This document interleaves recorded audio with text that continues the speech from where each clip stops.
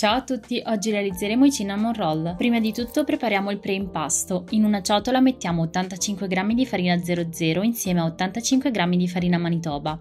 Successivamente mettiamo un cucchiaino di zucchero o di miele ed infine uniamo 85 g di latte intero in cui avremo precedentemente sciolto 20 g di lievito di birra fresco. Con questo pre-impasto creiamo una palla che metteremo a riposare per circa 40 minuti. Trascorso il tempo di riposo del pre-impasto, mettiamo in una caraffa 255 g di latte intero insieme a dei semi di vaniglia e a 120 g di zucchero semolato e infine 3 uova intere. Mischiamo questo composto fino ad amalgamarlo. Nel frattempo mettiamo in planetaria 340 g di farina 00 insieme ad altri 340 g di Manitoba.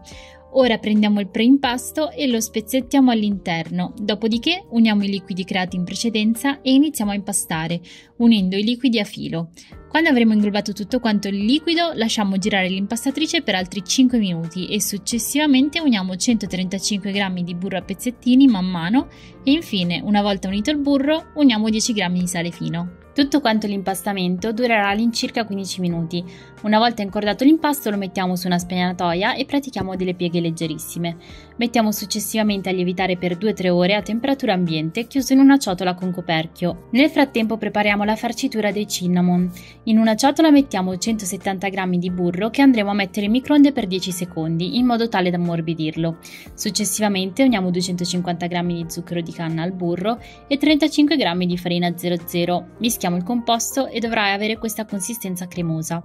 Trascorse le 2-3 ore stendiamo l'impasto su un piano da lavoro infarinato in modo tale da creare un rettangolo in cui andremo a spalmare in superficie la crema al burro e zucchero creata in precedenza.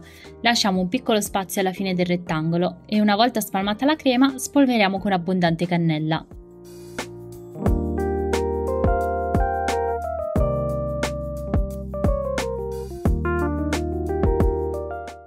A questo punto dovremo arrotolare l'impasto creando un salsicciotto che poi metteremo all'interno di una carta da forno chiudendo a caramella.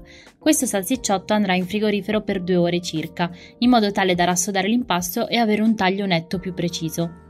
Trascorse le ore in frigorifero, tiriamo fuori il salsicciotto e tagliamo le nostre girelle di cinnamon roll. Ogni 2,5 cm facciamo un'incisione. Disponiamo le girelle all'interno di una teglia, una vicino all'altra, e copriamo poi il tutto, lasciando riposare a temperatura ambiente per un'ora e successivamente per un'altra ora in frigorifero. Trascorso il tempo di lievitazione, possiamo spennellare i cinnamon roll con del tuorlo mischiato a un cucchiaio di latte. Dopodiché possiamo infornare a 200 gradi per 13-14 minuti. Nel frattempo che cuociono, creiamo la glassa che andrà in superficie. In una ciotola mettiamo 100 g di zucchero a velo insieme a 15 g d'acqua e mischiamo. A vostro piacimento potete mettere un pizzico di cannella. Sforniamo i nostri cinnamon roll e glassiamoli. Ed ecco a voi i cinnamon roll.